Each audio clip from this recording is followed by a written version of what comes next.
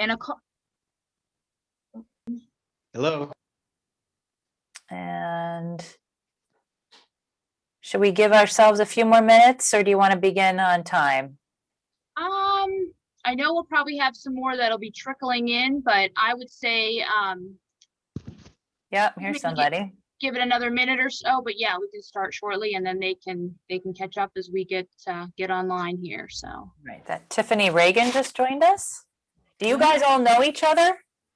Hi, Tiffany.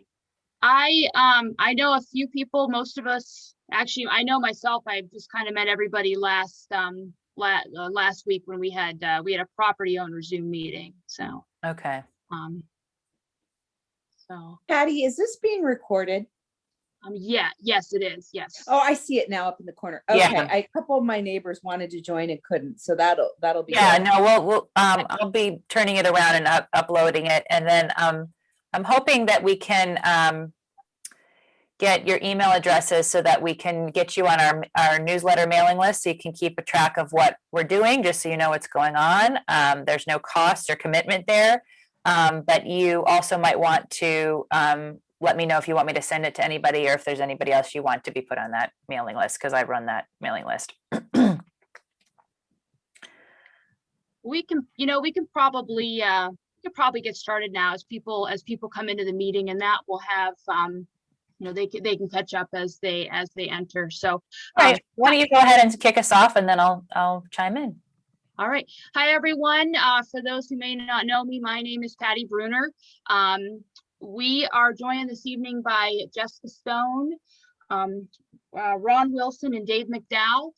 They are all active members of the Great Lakes Coalition. I have been in touch with Jessica Stone over the last couple of weeks. She has been a wealth of knowledge, and it's my understanding that Ron and Dave are active in existing chapters that have been around, I believe they said, for 10 and 40 years. So we can learn a lot from all three of them. So let's just give them a warm welcome. I'm going to turn this over to Jessica, and let's just see what we can learn tonight. I hope there are some opportunities out here for us. So, all right, so thank you so much for that warm welcome. And I'm just going to share my screen and get hopping here. So one minor correction in your introduction there, Patty. There is a Great Lakes Coalition, and there is a Michigan chapter from which Ron hails. Our name is Coalition to Protect the Great Lakes Shorelines. And I think you guys can see there that I've got a picture of everybody's hands linked in a common effort. And we know that when we work together and we find common ground, we can have a more effective voice. So this coalition is an umbrella group of existing grassroots organizations that represent shoreline property owners' interests. And we just try to coordinate your message to Washington and to your state capitals if you need that help, and then in return look to you for local guidance on different issues you're having with respect to lake levels, permitting, funding that you need, and also look to you to really use your muscle with your elected representatives as part of a unified message that we want to go out to all of them when we're looking to promote a certain solution to the problem. I'm going to continue to admit people as we go through this, but we really feel strongly that a united voice across the Great Lakes from the shoreline property owners is something that needs to happen now more than ever. We all, for the first time in many years, have a similar problem at the same time. Often we are played off against one another, and now almost all of us have severe problems with high water. There's things we can learn from each other. There's best practices. And certainly when water is high in Superior, Michigan, Huron, or Erie, it affects Lake Ontario, and pretty much everybody is impacted in the system when water is high in another part of the system, depending on whether you're upriver or downriver, but certainly our ecosystem is very well connected. So, so tonight I'm just going to lay out a few things, our mission, our structure, what we deem to be our accomplishments for 2020, and then turn it over to question and answer. And for that, I'm going to be joined by Michigan's Ron Wilson and New York's David McDowell. So first off, our core mission. Our core mission is to align grassroots shoreline property owner groups throughout the Great Lakes to protect people, to protect their businesses, and to protect their communities from the destruction caused by fluctuating water levels. And I say fluctuating water levels because, of course, there are years when it's incredibly high and there's years when it's incredibly low, and both have their pros and cons, right? So we want to be organized to facilitate communication and common lines of efforts in both instances. I put pictures there of the damage on Lake Ontario and Lake Michigan. I know you guys also could definitely contribute your own pictures to that, but there really isn't an effective unified voice for property owners. We know that hydro and the environmental interests, conservationists, as well as the shipping industry, all have big lobbying efforts and big messaging efforts that are well funded across the Great Lakes, and that's frequently a place where your interests are being superseded by theirs, just simply because you're not at the table. So we see ourselves as an umbrella under which there are a number of shoreline groups. We do not currently have a board, as it were. We are working on the level of organization, but we are not telling anybody that you can't have autonomy. Everybody is going to have different issues they want to work on, but to the extent that we have issues of similarity, particularly when it comes to political advocacy, funding advocacy, and best practices in the scope of regulation from state to state. As I said earlier, we can learn from each other. Those are places where we want to bring people together to be more effective together. Our current partners are Lake Ontario St. Lawrence River Alliance, which is on the eastern side of Lake Ontario, Save Our Sodas, which is located at Sodas Point, New York, which is in central Lake Ontario. Ron's group, the Great Lakes Coalition, the Michigan chapter is throughout the state of Michigan. And we also partner with the Restore Our Water International, which is co-located in Canada and Michigan and has a bigger presence in northern Michigan off Lake Superior. In 2020, I would say Ron and I met at the beginning of last year somewhere, or maybe even over the summer, Ron, I'll let you correct me later, but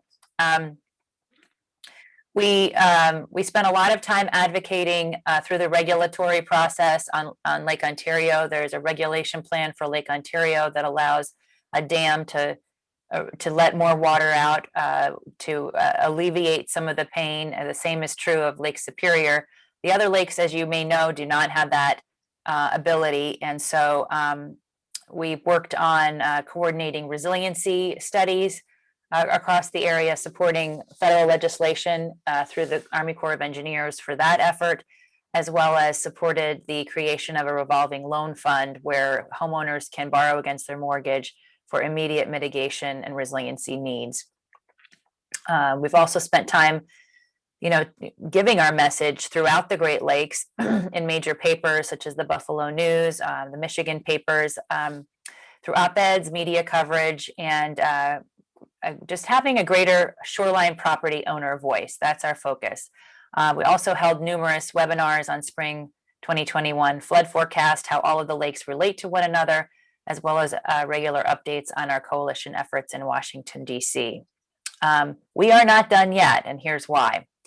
The Great Lakes water levels are still high. Yes, you may have heard the IJC has declared they are coming down. The Army Corps of Engineers has declared they are coming down, and indeed they are, but they are still above average for even the month of February. I just checked on the numbers, and as of last week, Lake Superior is still 8 inches over the normal mean. Lake Michigan and Huron are 27 inches above.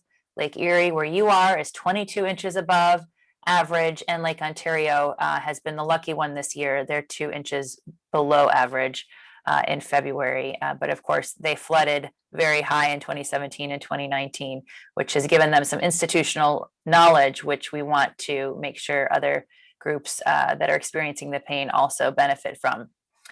We are leveraging relationships in Washington, always looking for new ones. So if you have some, please let us know. We are working through the Great Lakes Task Force in Congress through both. This is a group that is made up of elected representatives in Congress and in the Senate, primarily from the Great Lakes states, the most influential of whom come from Ohio and Michigan. Ron's group does a lot with Debbie Stabenow, who was one of the co-chairs of the Senate task force. So that's a really good framework for us to leverage getting our elected representatives into the task force, asking them to join if they are not already. I believe Mike Kelly is a member, but you have only 2 members in the congressional task force, and neither of them, I think Bob Casey, your senator, is also a Senate member. But that's an important area where we'll have a natural entree to make presentations to their staff and get them to vote on legislation that's favorable to your interests. Army Corps of Engineers, obviously, they have a lot to do with mitigation and remediation and resiliency efforts along the coast, particularly in areas where there's a port. So we're working on getting better informed and spreading more information about their grant programs and some of the ways in which they can assist municipalities at a minimum to rebuild and to protect their property. Great Lakes St. Lawrence Cities Initiative is another relationship we have with a group of mayors throughout. They represent a couple hundred mayors throughout the Great Lakes.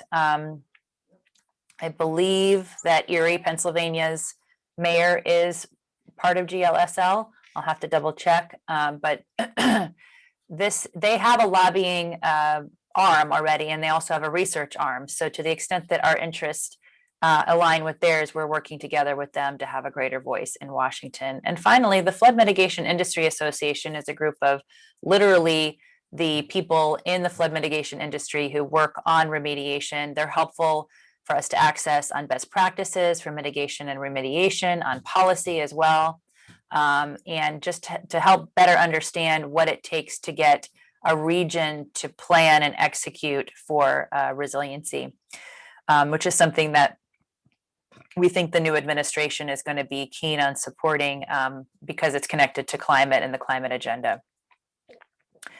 So once again, got the umbrella image back for you, because that's what we're trying to do, is connect these organizations, whether they're neighborhood organizations or 501c3 nonprofits. We just know that having a greater voice and being aligned in that message, not being worried about who takes the credit, but making sure that everybody is working on having the same message. We know that's important, so that's what we are primarily focused on with respect to communicating with Washington. And then lastly, you guys have a lot of local expertise too. You have direct experiences with what worked and what didn't with your mitigation efforts, or your experiences with Army Corps. We need to know what worked and what didn't. And we also need you to participate in email campaigns and letter writing campaigns with your elected officials so that they hear from you, not just that you have a problem, but that you have a solution that is shared by other people around the Great Lakes. So with that, that's the conclusion of my presentation. I'm going to bring in Ron Wilson. I'm going to introduce Ron Wilson and then Dave McDowell. Ron Wilson is the president of the Great Lakes Coalition, Michigan chapter. It's, I believe, and gentlemen, I unmute yourselves when I introduce you. They have more than 5,000 members around Lake Michigan, and he has a long-standing relationship with a number of prominent politicians in Michigan, not the least of which is the co-chair of the Senate Great Lakes Task Force. So he's been really key in leveraging that relationship on our behalf and making sure that where there's a match of things that she's willing to work on. She also happens to be a cottage owner, so that's a big boon. She gets it, right? She knows what it's like to have the lake come to you as opposed to you going to the lake. And he also has a strong relationship with the Michigan Municipal League, so he's going to be here to take some questions as well. And then Dave McDowell, the president of Save Our Sodas, which is also a nonprofit group of more than 500 members along Lake Ontario. He has strong relationships with the New York delegation, and including the newly minted Senate Majority Leader Chuck Schumer. So without further ado, I will stop sharing. That's the wrong button. I'm hearing somebody in the background that needs to be muted. Let's see who that might be, and we'll stop the share. Okay, so guys, I'm just going to open it up for questions. If you guys have any questions, please. Looks like. Could I say? Yes, I'm sorry. What, yeah, Patty, go ahead and start us off, please. I want to just say a couple things here before we get through the Q&A. Just about kind of structuring this and just to determine what the real interest is, if there is any, in starting a group here. And I don't know about you guys, but after listening to that, I really want to get involved now more than ever. I think we really could strengthen our voice if we do take this on. So I want to thank Jessica, Ron, and Dave. We appreciate your time this evening, and I thank all of you for being here. Time commitment, we need to determine. Eddie, when you turn away from the phone, when you turn away from the video, we can't hear you. So, okay. Yeah. All right. Trying to read this. So let's see here. Can you hear me a little better now? Yeah.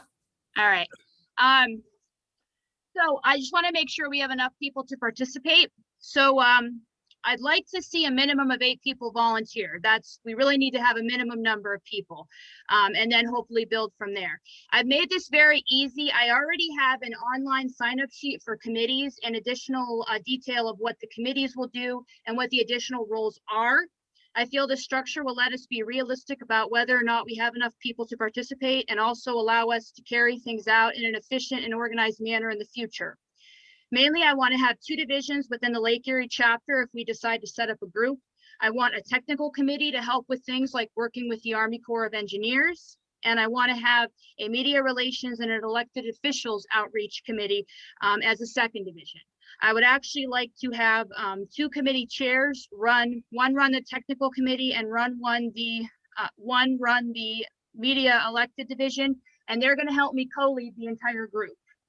I would like to have a subcommittee to help the 2 divisions, and then also review the newsletters and what the coalition is doing, and they're going to report back to us at meetings so we can make sure that we're getting headed in the right direction and getting the right things, taking on the right projects. I would like at least 1 dedicated admin and possibly a backup, and I want someone detail oriented to take notes who will also get them to me in a timely manner. If anyone has a fundraising background, I also put that as an option. And this is all going to come to you in a link via email. You can go on there, sign up right online, put your email in. I will know who's interested at that point. And then the intention of the sign-up sheets just to make sure we aren't top heavy in an area or that we don't have 3 people doing the work of 10. And then once I determine the level of interest, I will be in touch by email. I'd like to know by February 22nd. And then I will set up and monitor a dedicated email for the chapter and the social media page for establishing and maintaining credibility. And then I do have kind of a time limit. I really can't do any more than 8 hours a month. So I'm going to rely heavily on the committee chairs of the technical committee and the media committee. So I hope that sounds reasonable. Let me know if there are questions. And if anyone else is a good volunteer candidate for the group, if you could just pass along their contact information to me, I will get in touch with them. So thanks everybody for your time tonight. And I hope we can get something started here. So I'll turn this back over to you, Jessica. Charlotte, I think you had a question, right? Or no, Dr. Janet Rose. Yeah. Yeah. Hi, sorry, I was a bit late. I just have, I don't want to be like Debbie Downer, except that a year and a half ago when our walls all went down here, I, along with a number of other people, spearheaded attempts to get some help. I mean, I emailed, I called, I sent real letters to all of our government officials. I got some feedback. I got more lip service than anything else. Everyone told me, including the Army Corps of Engineers, that they really couldn't do anything for us here in Northeast. They gave me no remedies. Kelly's office sent a couple people out here a few times. They walked around and said, wow, do you have a lot of damage? And they left. and nothing was, there was no type of help. They said, we can't give you any money. You can build walls, and they qualified us all to get what they called low interest loans. And when I went to get one, the loan was higher than what I could get from my credit union. So I just didn't participate in that. We could not be declared a national emergency because we couldn't even claim the losses on our tax returns. So we got no help whatsoever. And I spent hours and hours and days, and I have a binder this thick of all of the contacts I've made, all the people I called, all the offices I went to. There were our government officials who looked at me and said, what damage? I mean, literally, they don't watch the news channel. One guy said that to me, and the journal was laying on his desk about all the devastation here in Northeast, and he had no idea we had devastation in Northeast. So, and even when we made them aware of it, I was told over and over again, there was really nothing they could do. I mean, so my question to you is, if we do all these great things that Patty would like and get on all these committees, what is the possibility of any help, of us getting any help? The Army Corps of Engineers told me they could only help us if we were state lands. They said, we can't help you in Northeast. Why are you calling us? I got that. Why are you calling us from a number of government officials? So I guess from you, because you sound like you know what you're talking about, what is the possibility of us? What is the goal? What could we achieve through doing all of this? Anything. Because you can't, nobody's going to lower the lake level. I was told by the DEP that they could lower the lake level, but there was an international agreement that they're not allowed to. So it's more, it was like, well, just deal with it, build a new wall. So anyhow, what's the possibility if we do all this, put all this energy and effort into it, what good could it do us other than lowering the lake level? They're going to give us money to rebuild our $100,000 walls? Ron, it looks like you're chomping at the bit Yes. to answer. One of the things that I'm a lobbyist by trade, and one of the things I now retired, but one of the things I realized early on is that we as property owners wouldn't get very far. We need, because many will just view us as people who are rich, who have this lakefront property. I ended up working with the Michigan Municipal League to gather the information on what the cost will be for the infrastructure to communities. And that started turning heads when it got to $200 million without everybody involved. And then we have the roads. So the government roads and the county roads, and then the bridges. It all adds up. And now that then sends information along with our information of, I had to put in $150,000 seawall last year. So I know your pain. By tying everybody together, it gives us more impact in Washington, D.C. than we would have had otherwise. The people are now talking about wanting to do something for us. We made some progress last year, but there's certainly more things that we should be doing this year. And now with Deputy Stabenow as the head of the Agricultural Committee in the Senate, she'll be able to move forward with some of the things that she's wanted. Schumer will want to be able to do things because he's now in charge of the agenda and what comes to the floor. Yeah. And you're And- approaching them as a Lake Erie chapter member too. I don't know. I mean, that might eventually carry some weight if we get established. But- Okay. So one of our struggles here in PA with Lake Erie is the amount of shoreline we have to the state ratio, right? If you take a look, we are just the tip of the PA. So we get no address from PA. New York, Ohio, Michigan, all of you all have a lot of shoreline per state capita, right? I mean, so we, and even internally, I feel with Erie, we're siloed to pieces where Northeast, and I'm actually in Mill Creek, and there's not, but the shoreline goes across, all, but it's small. It's Erie County pretty much. Yeah. So I think, what my goal is in attending and understanding is to get that at least shoreline and PA together representation, not just from Northeast, because Northeast doesn't help me, but not just from Mill Creek's not happy Northeast, but all of it, and then continue across all of Great Lake Erie. So I guess I want representation for the Great Lake Erie, not the state of PA, because I'm not getting anywhere, but I could potentially get somewhere because I'm a shoreline on the Great Lake. Am I right, Patty? I think that's Yeah. very similar to the Yeah. concept that we hold. For example, Marcy Captor of Ohio is really the lead in the House for policy with the Great Lakes and her districts on Lake Erie. So you're But going is to it find district wide? I guess that's my concern. So, I hear that, this person's the representative from New York and Ohio. And when I was told, which is why I'm here, right, to understand this, good luck, because your representation in PA is slim. You don't, a lot of people, unless you're from Erie, people aren't really going to care because your fault for buying a place on the lake, Richie Rich, which is not the case, right, at all. But so what I'm saying is, when you guys do this, is it just for the New York or for that person's piece, or is it for the whole? we're Great Lakes? choosing Okay. issues that affect everybody. Okay. We're only choosing issues that that Mike Kelly can sign on to, that Joe Morelli in New York can sign on to, Okay.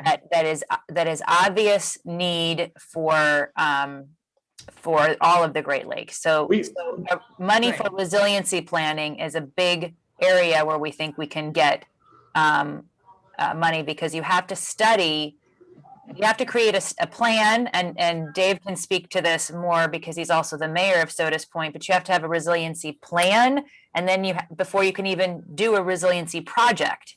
Right. And so mapping these out and providing funding and expertise to this effort to plan, maybe you could pick up on that, Dave, as part of what we think we can help lay the groundwork for communities to do.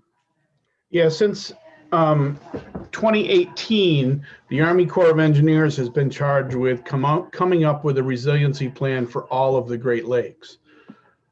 Congress hasn't funded that plan yet. They've mandated that they do it, but they haven't funded it yet.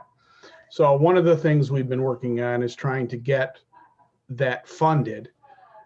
We need some standards that work across all the Great Lakes and across all the states, because even here in New York State, we have what's called the DEC that has to issue a permit for any resiliency project.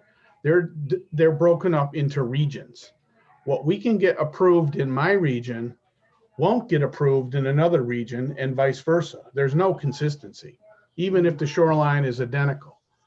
And honestly, New York has run out of money. Because we flooded so catastrophically, the governor did come up with some money. It's borrowed like everything else he does, but he's pretty much tapped out, and most of the residents and most of the businesses have not been able to take advantage of that. So the entire shoreline of Lake Ontario is maybe 20% protected, and we need to get it much higher than that. That's going to take federal dollars. And if we're at the table with shipping and the environmental groups and everybody else that's trying to get money, we stand a pretty good chance of getting money allocated for all the Great Lakes, because most of the problems we have in common. Timing might be different, solutions might be subtly different, but most of the issues we have in common. And rather than individually work in communities or state by state, if we work together, we'll be at the same table with the environmentalists, the shippers, and the power people, hydropower people that seem to really be controlling our destiny. The other thing I'll mention is we've been pretty successful with the International Joint Commission. I know, Dr. Rose, that's what you were, I believe, referring to. And as soon as President Trump appointed the current commissioners, we met with them face to face several times, and they actually listened, and they've made several adjustments to the plan. That's why Lake Ontario is below the long-term average right now. And that will help all the upper Great Lakes as well, because that water is going to drain through. There's more room for more water to come through the Niagara River. So that will help. Now, that's a political position. So President Biden at some point will appoint some new commissioners, and we'll have to take the same actions then that we did with these commissioners and make sure we sit down with them, review our issues, and hopefully they'll continue some of the practices that the current commissioners have started with the river board and the people that actually control the floodgates. And I can tell you two pieces of information as well, which is that the IJC's already met with the New York delegation last week. And I think that the current read on the commissioners is they don't have a sense of timing. Schumer's office will probably have a better sense of timing when we get new commissioners. But the most interesting thing I learned today, and Ron, you may already be aware of this, is that the Congress is re-examining the earmark ban.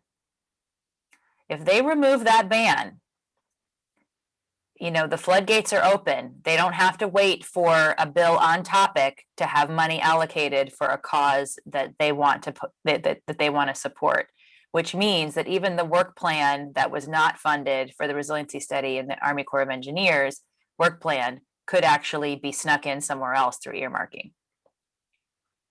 So that also opens an opportunity potentially for for at least dollars to come to your communities that can be helpful. It's not a panacea, it's not technical advice, but in terms of the study, as I mentioned before, the Flood Mitigation Industry Association has really encouraged us to push on getting the plans done, because once the plans are done, the work can be done, and they would love to be working. They have plenty of people to do the job. So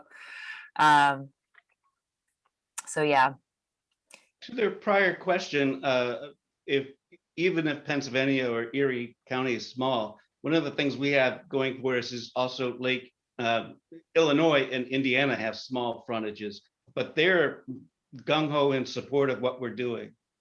Yeah, they have very powerful political delegations. So it really, some of this is really just who's in the power position, right? So having a relationship through Ron with Debbie Stavenow's office, Dick Durbin is the number two with Schumer.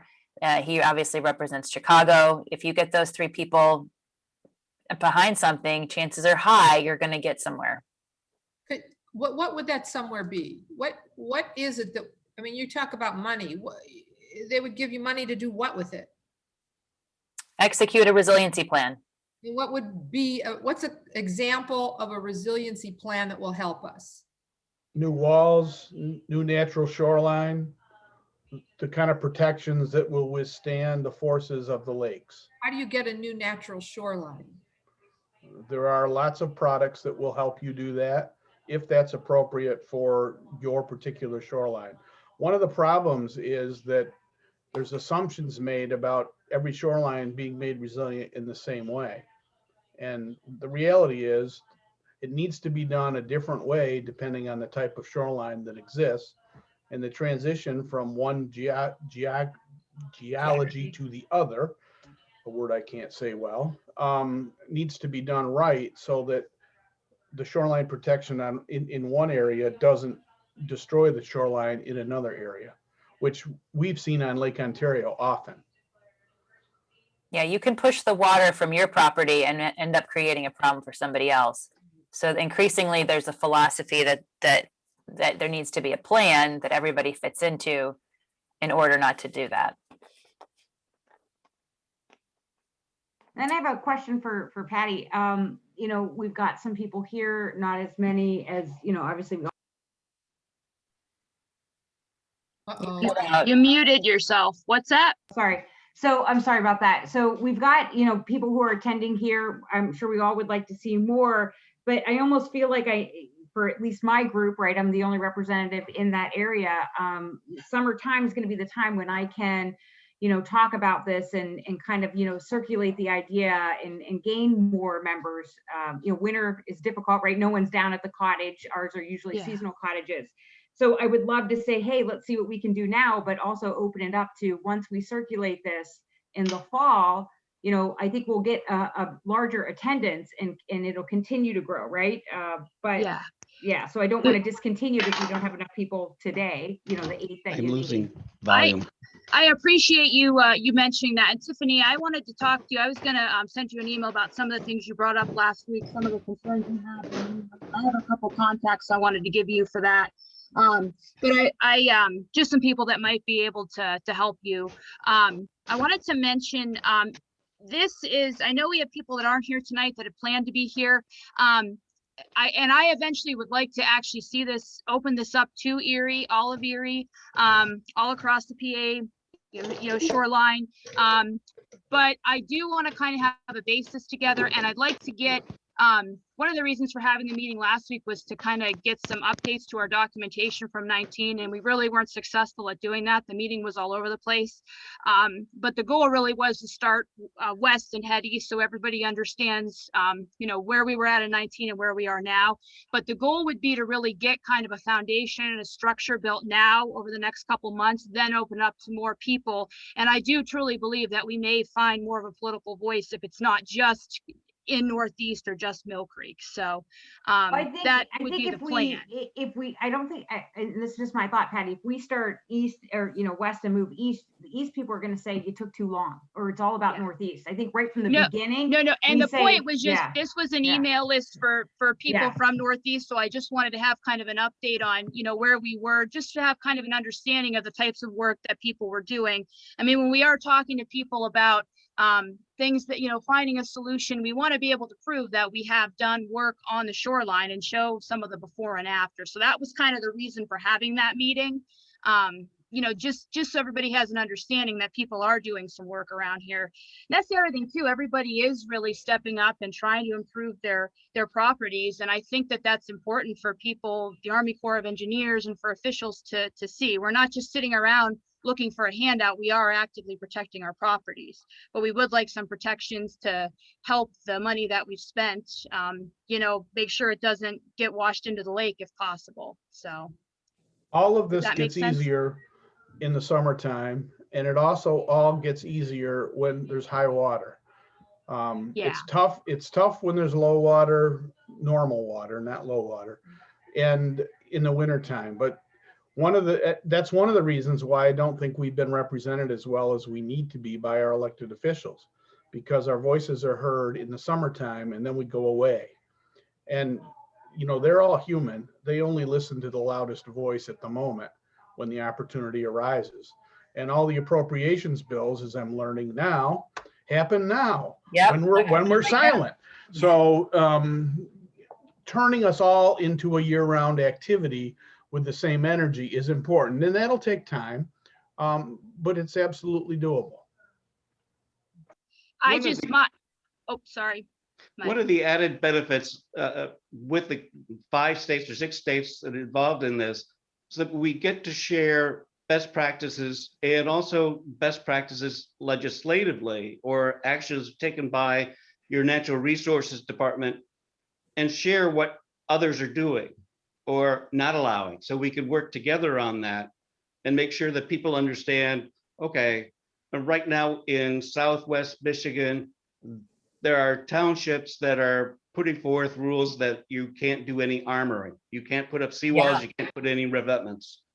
So that is you know, if that gets going, and it was done based on a study that people made, but we found that study and we analyzed that study and said, this study is awful. It doesn't make sense. They did it inconsistent with what was going on for 50 years, which we have, you know, the understanding of what's going on for 50 years in that area. So we rebutted that statement, and we're now challenging that Chickaming Township in Southwest Michigan from moving forward with a township resolution saying that you can't put anything in, which if one township gets it, then it'll just skyrocket around the Great Lakes.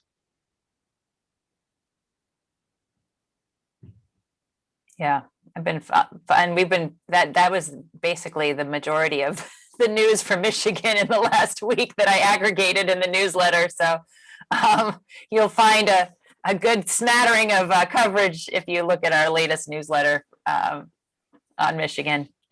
I divide up the lakes and we do the news from each of the lakes. So yeah, I can remember reading quite a few articles about that.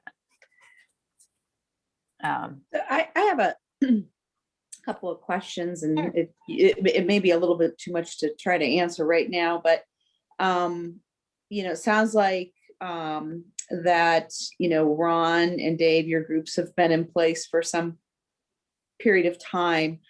And, Patty has put together, sounds like a pretty aggressive plan to put a group together, though I appreciate that. I'd like to learn a little bit more about how your groups were created. How does this really, how did you start? Are there other groups? Are we talking to all, is this it? Or are there all kinds of groups like yours throughout the Great Lakes? While I'm very interested in trying to pursue whatever we need to do to protect our shoreline, I also want to make sure that we're approaching it in a way that's where the work is going to be really meaningful, and that we're going to see some something for our efforts. Part of the thing that we did last year, we started webinars where we could talk to people about what steps to take to organize, and then also offer them the best tips and recommendations to others, so that when you go out to the field and talk to your neighbors, making sure that they have an engineer go out and do the study before they put in a seawall, or the type of seawall that they put in, or a revetment, looking at the best ways of doing things, the not just the low cost, because in some cases, if you don't put the revetment in correctly, it's going to be gone. I can say that for Lake Michigan, because Lake Michigan waves are huge and will destroy things quite quickly. And we've seen people put in $25,000 and the next year it's gone away. So, but that's part of it. But we started in 68. Well, it was closer to 76 when the organization first got started, because it was the high water at that point. The water, Lake Michigan, started to rise. And we got up and down the coast. People were, the neighbors, just like you were doing, contacting the neighbors. And then we go up to another city and say, look, are you having the same situation? And we continued up the all of Lake Michigan. And I'm from Manistee, which is on your left hand. It's the upper knuckle of your little finger. And the most of our people are still down in Southwest Michigan, but we're all the way around through the top of the straits, and then down again through Saginaw Bay and Detroit, St. Clair River. But we worked on reaching out to those folks to find little niches that we could talk to. Some cases it's just talking to your neighbors. Sometimes it's your minister. Sometimes it's vacationers, because they vacation at different areas. We just spread the word. Several times we put out newsletters and we mailed it to the property owner up and down the coast. It was a major expense, but it was figured that this was one way to reach everybody. And that's what we did. And are still doing it. Every now and then we do a huge mailing to everybody, every property owner around the lake. And SOS was created in a similar fashion. Our focus is one bay, Sodus Bay in Lake Ontario. And we had a huge weed problem 25 or 30 years ago. And there's 3 municipalities around the bay. People just started to organize, created an organization, got in touch with the local state representatives, who ended up buying a weed harvester for us, hired some people to operate the weed harvester. And that's how SOS began. Then we were able to put chemicals down for a while. Then the DEC banned that. And since we've worked on improving the quality of the water that comes in all the tributaries by working with the local soil and water conservation people, they had a lot of grants that helped farmers improve their water. We had high water, we had low water. We got in touch with the IJC. We knew who they were. We talked to the previous commissioners, which was like talking to a wall. but we had all those contacts. We understood the treaty. We understood how their committee structure worked. So once people were willing to listen and actually have a conversation, we knew where to go. That's how we began. There's another bay 5 miles east. They have their own organization. They rely on us to focus on some of those bigger issues, and they mostly focus on celebrations in their bay. And they have lots of contests and boat parades and all that sort of fun stuff. There's another bay 5 miles east of them, and they have another organization. 25 miles away, there's another one, and they have another one. So there's these organizations are just all along the coast, at least in New York State. I presume that's true in all the states for all the lakes. I don't know that. But there's thousands and thousands of properties. And right now we're working with Sea Grant, which is in every state, to try to get an understanding of how many properties actually exist along the Great Lakes. So what's the potential for loss if all the shorelines aren't resilient? And it's enormous. It's in the billions of dollars. And if the current administration is really going to have an infrastructure act, then we need a strong case that shows by spending a few million or a few $billion on the Great Lakes, you're going to save even more billions for when we have high water and low water as a result of the climate topic.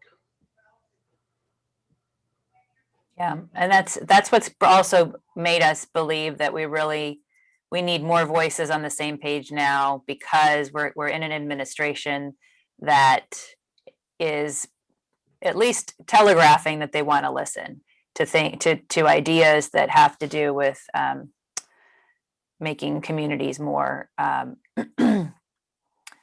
sorry, I was just reading a question from Eric Miller. But yeah, this is an administration that's ready to spend money, and an administration that is focused on climate. And whatever your opinions on what we're experiencing and how connected it is, I mean, we're going to see Mother Nature give us higher highs and lower lows, and have to be prepared to deal with it as homeowners and as property owners. And that's going to look different than it used to look. And especially with the idea of armoring and further resiliency efforts. Eric Miller's question to Ron and Dave is, what can we learn from your experience to help accelerate the process you're describing? Each of us are grappling with how best to work micro-locally in weeks, months to come, but growing awareness, et cetera, to help motivate, accelerate policy, funding discussions with help on longer term solutions would be helpful. Sounds like we're retracing steps, and how best we can pull these groups together to be a larger voice would be helpful in terms of being part of a larger solution. I think we're trying to drive at that answer with our conversation now, Eric. If there's something you're not hearing, we're more than happy to do that. I think that key things is that I know that we got access to all of the property owners and the addresses and the names of who actually own the property. And then we sent items to them directly, not to their, especially now in the wintertime, we send it to their main address, the address where the taxes go to. So and you got that through the assessor's office? Was that right? The assessor's office or essentially the assessors or the treasurer's office. Depends on how you work it. Each county is slightly different, and having knowing contacts in each of the counties is helpful, because I used to lobby for all the counties, so I would just go up and down the coast. So Ron, that's a practical example of the kind of things that I'm sort of was trying to tease out. You know, are there? We all know a little newsletter you put out, and you have a little membership thing there. Ask for $10 or whatever dollar value you want, but have them an opportunity to say, okay, I'm interested, here's my check. And here's the steps that we can do together that we need help on. And then pass us their contact information, and they'll get our weekly newsletter. Because you will have local issues that you'll want to deal with. Probably right now, maybe not any as high priority as shoreline resiliency, but there are best practices in your area that might be subtly different than best practices elsewhere.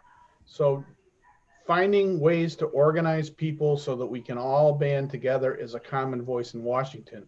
That's the only way we're going to get money. Well, and here's my question too. It looks like from the property, there have been ways of addressing this in the past. I could be wrong, but it looks like there were some work that has been done. Do we know how they accomplished that and how that was done? I mean, this can't be new. No, this has been done before, and honestly, in much the same way, but it has not been done with all the Great Lakes together at the same time. That's the key. That's the key thing. Yeah.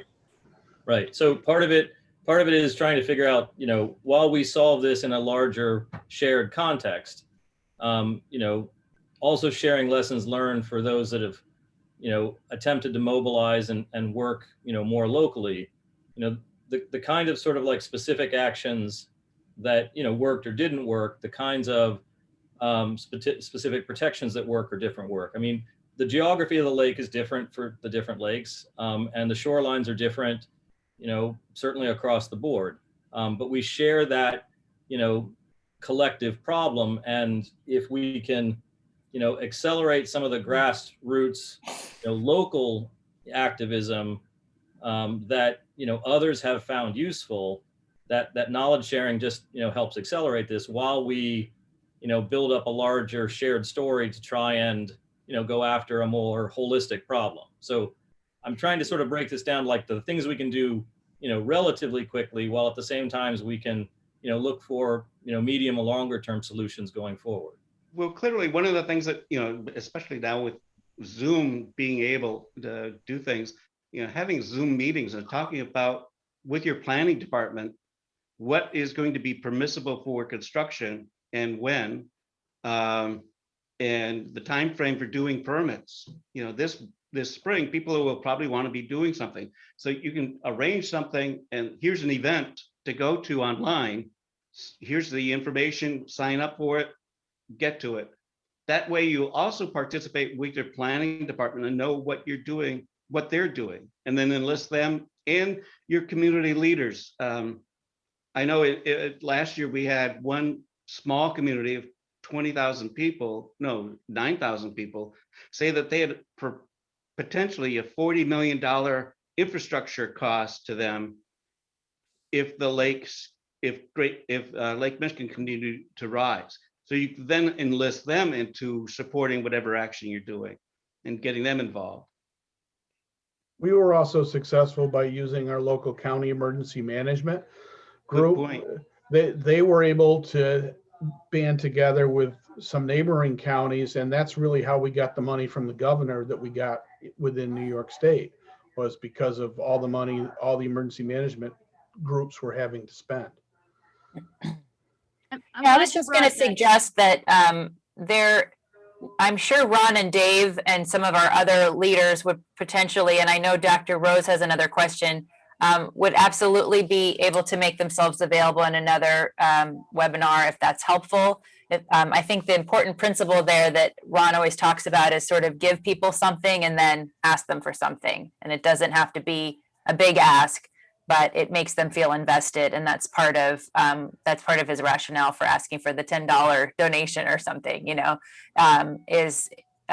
we have found, even if people are relatively zoomed out, that they're really interested in learning how to do this stuff. So whether you organize something with your planning department or with one of these guys, your county emergency management, I'm sure they probably have some other ideas. And Eric, we can get you their information. So if you want to have a brainstorming session with them, I'm sure they'd be happy to help. I'd like to work with some of the officials too. Like, I don't know that we're doing that regularly, but I mean, it might be a good idea to get the EMA involved in some of this stuff and some of the township. I'd like that. We're not doing that now. That's the kind of stuff that I'd like to do through the coalition. That's part of the reason for setting up the committee, so we can take on more all at once. You know, but yeah, It And- also wouldn't hurt to have your state legislator or your federal legislator or senator come in and attend and speak to the issue. What are you doing? That's another thing, regular meetings with them too. Yes. They have their coffees, but now we can expand it. Yeah. Talk specifically on this issue before your group. And then by using the city or your village or whatever you have, you can then have access to their building just for use as a meeting place. It's cheap. I think Dr. Rose is. Yeah, Dr. wants to Rose ask is something. Go ahead. Go ahead. Waiting patiently. I think this question might be for Dave, but maybe not. But when we first got started talking, you talked about a resiliency plan and a project. And my question's twofold. Is there one created already that we could steal? Why reinvent the wheel? I'd like to see what a successful resiliency plan looks like. And if you are able to get your fingers on that, I'm sure we would all love to look at see what that looks like. And if we need to develop our own, who does that? Because I'm not an engineer. I wouldn't have a clue, like where you build a groin, where you build a dock, where you put your jacks out in the water. I mean, somebody would have to tell us what would work for the Erie County coastline. I mean, I don't know if there's too many people on this Zoom that would know how to do that. We have 2 documents that I will pull out and get to you. I'm not sure they're in electronic form, but I'll find out. And one was created by the Department of Environmental Conservation, which is essentially their standards. Not that we agree with them all, but it gives you a great place to start. And then the local Soil and Water Conservation District did much the same thing. We call it a Bayfront Property Owner's Guide, and it provides information on how to best manage your shoreline on the waterfront. Well, we received a really nice booklet from DEP, right? I went to some meetings right before my wall went down, and they gave us a nice booklet on like bluff management and what happens with the water levels and what kind of things to plant. But a lot of good that did when the Halloween horror hit and all of our property disappeared. Didn't matter what we had planted on our banks, it went. So we've got that kind of documentation, but if we want to protect the coastline, we need to do more than plant grasses. Yes, there needs to be some hardening. And honestly, that's what's in the DEC book, especially. There's They new things fight coming out you, that you could but- also add offshore protection, just break the waves. I think we need, yeah. So how do you get that to happen? Who pays for it? Illinois has picked up a major donation, so to speak, from the federal government to do it for the Chicago area, north of Chicago. And they're doing that there as an experiment. Make that happen. We were told that we didn't have enough residents in our area for us to qualify for any help financially. From the state. That was then. It was a year ago. Yeah. It's a new sheriff in town. Maybe Definitely take another bite at that apple. Yeah, we have a Yeah. project right now that's being permitted to do exactly that off the shoreline of really a sandbar, a gravel bar that forms Sodas Bay. And that construction is expected to start in August or September. And that's being funded by New York State.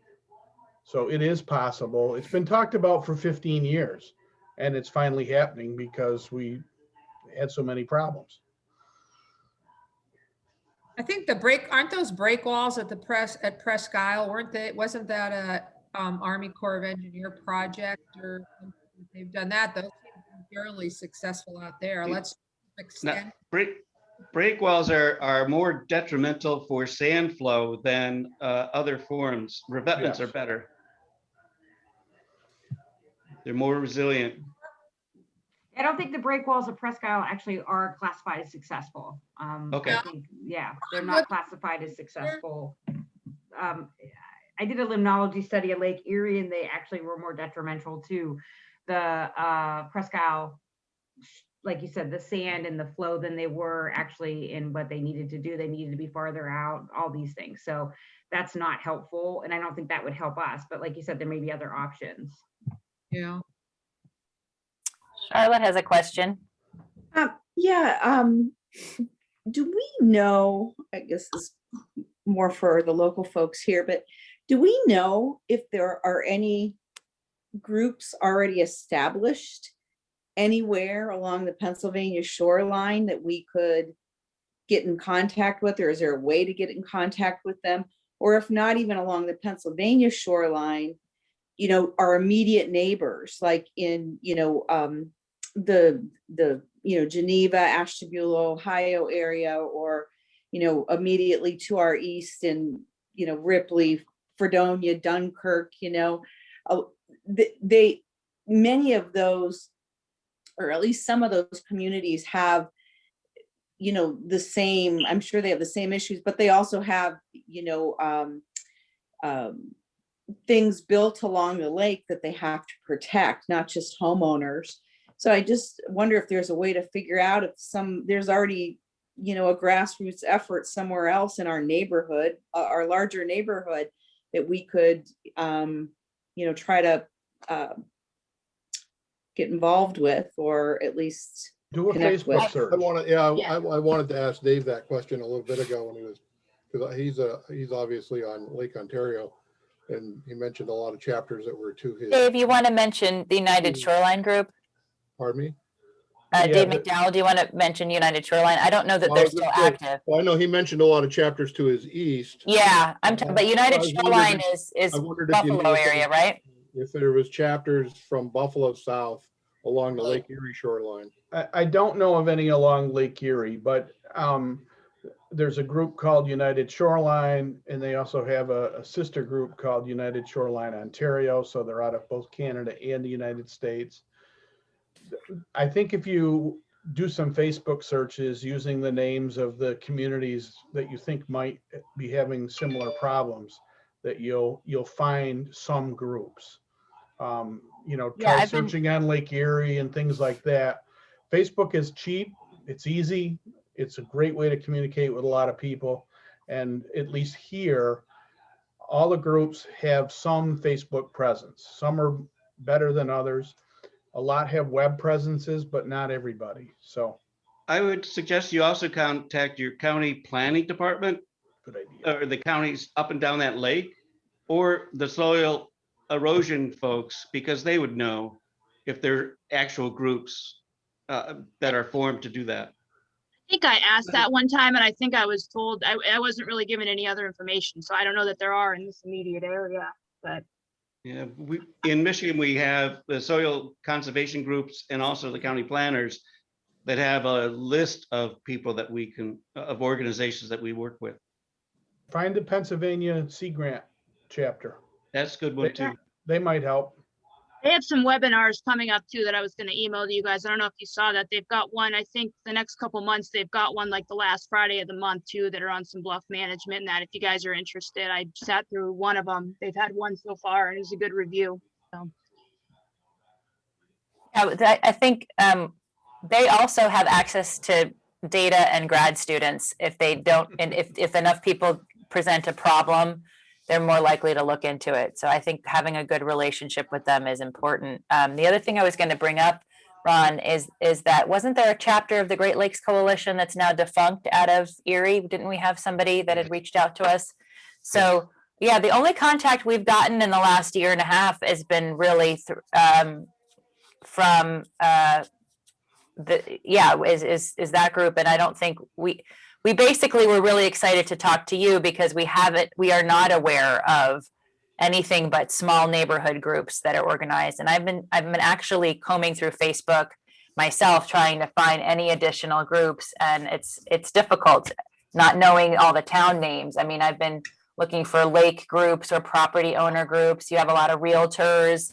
You have so many lakes in Michigan that are not the Great Lakes that it gets a little tough. But I do think with your local knowledge of the different towns that have been affected, you might be more successful than I was.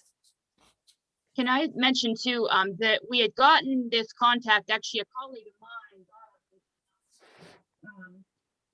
The name's escaping me. Dave, there was a gentleman named Dave that's real involved with the coalition, and I think he had said that they don't have a current group in Lake Erie, so they, Yeah, you know, Dave we wanted to Williamson. start. Yeah, that's right. Yeah, we, if we wanted to start a chapter to get in touch, so that's kind of how this all evolved, and then I started talking to Jessica at that point. So Right.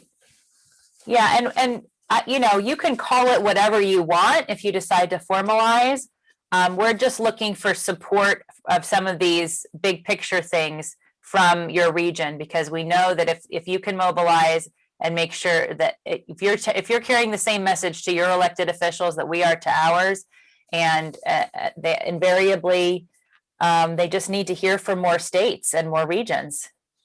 I think, you know, in many ways, Ron is in a really good position in Michigan because they're surrounded by the Great Lakes. So it's a much bigger political issue. In New York State, they have to fight much harder to make it a big political issue because it's an upstate issue. So there's the same dynamic you're talking about there that you have, where, you know, not all of the state is along the lake, and so it's not top of mind in your city, you know, in Harrisburg for you guys, and in Albany for them. It still takes a lot of grassroots organizing to get there. And I don't mean to diminish what Ron's done, but I think it's very clear to me that Michigan sets the tone on these issues. And so partnering with Michigan and the fact that Michigan is now experiencing these problems, I hate to say it, but the pain is actually helpful in everybody taking a look at better solutions. Hopefully that didn't come across too crass, Ron. No. I've been in pain. In 76, we had to put in a seawall, and then last year we lost our seawall. So we had to put in stuff twice. Once we just put in backfill behind some rocks that we thought would hold until winter came and ice froze and the construction could start. But on Thanksgiving, we lost all the backfill to our cottage and we were down to the foundation. Yeah. I just kind of wanted to add in here. I know that what I a little bit, I mean, that comes across as, I mean, aggressive is a very good word to describe it. We're having a hard time hearing you again, Patty. Let me turn this up. I know that the committee list was a little bit aggressive, and I know that I mean, I know it does seem a little bit intimidating, but this is going to be a lot of work, essentially, if we do decide to take this on. And I just want to make sure that we have people that realize the time commitment, that want to work towards it. And I feel this is the best way to structure it so we can achieve some of these things. We can tweak it as we go along, but if we're going to work with these people, we need some people with a technical background. We need some people that will reach out to officials. I mean, this is essentially what we're trying to do on both ends. And I'm just trying to make sure we have enough people to accomplish both of those objectives. So yeah, and I just want to pipe up. Ron and Dave may have some suggestions too on what is the Ron and Dave, for example, what would you say are the most critical pieces on your board for the actions that you board pursued over the last structure. year? Communicating with your members. Yes. That's the most important thing. Whatever you call them, whatever they do or don't pay to belong, you got to keep them informed on a very regular basis using a variety of media that satisfies their needs for information. If you do that, they're with you. If you don't talk to them, you got to re-engage them when it's time. I was thinking like definitely monthly meetings, regular emails, yeah, and definitely have a Facebook page with some of that out, you know, what we're doing in that as well. I mean, yeah, and I mean, we'll tell you what campaigns we'd love for your participation on, and there may be times when not everybody needs to pile on, but there might be something that Michigan wants to partner with you on, or New York, or Ohio. And we're really just trying to coordinate between the states so that we have a bigger voice. Not trying to create an extra layer of bureaucracy with another board. If we don't have any structure though, I don't see this going forward, because when we had a meeting last week and I lost control of the meeting, it was all over the place. I was very frustrated. Everybody else was frustrated. it was supposed to be just to kind of review the damage, and all of a sudden we talked about everything but what I intended to talk about. So it just, we were all over the place. I thought I set clear objectives, but I realize now that I didn't. And I just feel like we have to do that no matter what. Yeah. So- Ron, did you have a suggestion? Oh, I've just be familiar with the Robert's Rules of Order because Yeah, you can pass those on. Yeah, there will be structure, I will say that. It's just and to limit the time that people have to talk. Yeah, with a minute per conversation. I keep literally put that in my email. I wanted people to spend a minute, like 1 to 2 minutes. Because the Zoom meeting was 40 minutes, 1 to 2 minutes identifying yourself and just this was the damage, this was the rebuild, and it was all over the place. But that's exactly what I want to do, to set some limits, and because we'll be at it for half an hour talking about something and everybody's gonna be lost. So yes. Yeah, no, Patty, I'm happy to contribute and say whatever I have to say, but if I have to come up with it myself, that may not be the best way to do this. So if we have a message that we want to consistently share, let's do that and just share that message and tell people what to say. That's Yeah. exactly what we're doing together. Yeah, we're basically trying to pick 2 or 3 tops issues that we all have in common, and the resiliency plan is one. Being a resource for best practices is another.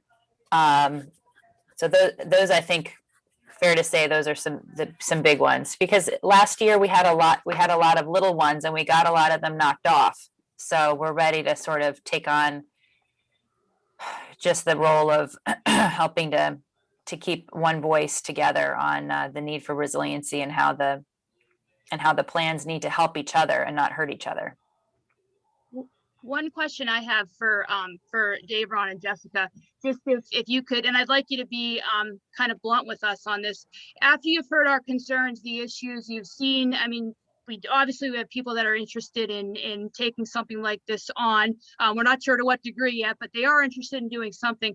What do you think? Do our needs, I mean, would we benefit from what you've heard about us, what little you know of us? Would we benefit from setting up a Lake Erie chapter? Absolutely. Okay, so you'd encourage us to go forward with it? Yes. Yes. Yeah. Okay.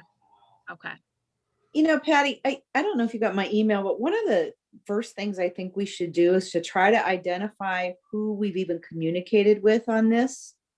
I mean, I don't know if my neighbors even, I mean, a couple of them I reached out to, but I don't even know if I mean, I know everybody has issues, but are they on your email list? I don't know. And I just feel like we need to get a good, robust list of as best we can and reach out to people, because I mean, we've got 5 or 6 property owners on the phone here. We can't do this by ourselves. We need more people to be engaged. What would be really good, Charlotte, is if we turn this link around for you and you get this link and ask people to either bring it to them and watch it with them, or get them on the newsletter list, so they're at least receiving something, so they feel connected to what the broader effort is and they can see it and go to it when they want, and then encourage them to watch it and follow up with them about any questions they may have, and what areas they'd like to be involved in. I mean, I can give you the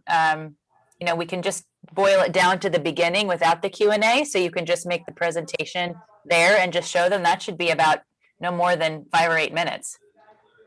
They can give you 5 or 8 minutes of their time. The list was compiled from the 2019, that was mainly from, we had a meeting, we met with the county. Can hear you. People who provided their emails when we met with the county in 2019 regarding the Halloween storm. Those were the people that got the email. If they wrote their email down and I got it, they were sent an email. So about start there and communicate with them. Ask them to talk to their friends and neighbors, and continue to build your list of, and then maintain it in some database that's easy to maintain. There's a lot of systems out there that are cheap or free. I would suggest using one of those as opposed to Excel or something else, but you need make sure you maintain your mailing list. or you will lose focus. And I mean, we use MailChimp for our newsletters, and that maintains the database, and it's easy to get to those people in other ways too. So Patty, I'm happy to help you with that. I appreciate that, Mary. That's, and I want to say too, I kind of at this point would prefer if people are interested, if we do set up a dedicated email on that, maybe just get their contact information to me, and then I can add them to the master list that I have just for now. And then we'll work on getting a database together. But I know some people don't want their emails released to anybody. So I think we need to be respectful of that as well. So I'd prefer if they want to help, they need to get in touch with me, and we'll go from there.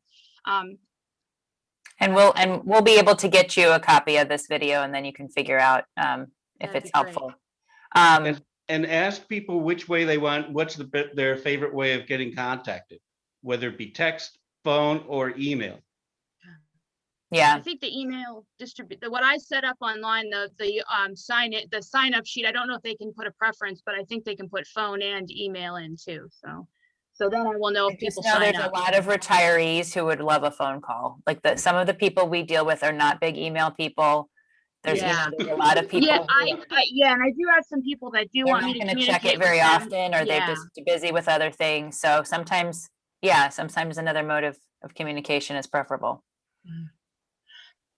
One reason we didn't do trying to meet in person was just obviously with everything going on, it's just easier to do the Zoom meetings now. So this was just Oh, yeah, a means for now, but Obvious. I do agree with Yes. what you're saying. Yeah. All right. Well, I'm going to wrap it there. This was really a pleasure. It's really exciting to see how passionate you guys are. Please consider us a resource. Ron and Dave more than myself, but I'm happy to connect you guys. They have the deep institutional knowledge. We had what, 7, 1, 2, 3, 4, 5, 6. We had 7 property owners on, right? I'm seeing everybody, think, just so I know. We lost one person through the course Okay. of this. Tiffany something. Tiffany, yep, yeah, Yeah. I saw. Yeah, but Okay. she seems like she's actually really researched quite a bit. And everybody that's on everybody property owners that are on, I mean, do you want me to send you the follow-up email to the link so you can see the committees that are set up? Everybody, you want to get that? Is that all Yes. right? Okay, all right. Okay, and thank you, everybody. Thank Thank you, you. Jessica, Dave, Ron, property owners. Thanks for taking the time to join us. Take And care. again, we'll be in touch. And if you do want to be on the newsletter, let Patty know, and we'll put you on the mailing list, okay? Great, thank you. And Eric you. Miller says, thanks all, appreciate your help. And I can't read the rest of the chat, but I think everybody's, oh, wow, he sent a lot of messages. Efforts. Thank Efforts, you. there we go. Thanks for your My help and effort. apologies. You're ahead of me. No need to squint at the small font. And Tiffany gave us her information, so terrific. Yeah, if you guys, Eric Miller, you sent the Sea Grant stuff too. And there's a specialist there for coastal shoreline. Yep. That's the person to reach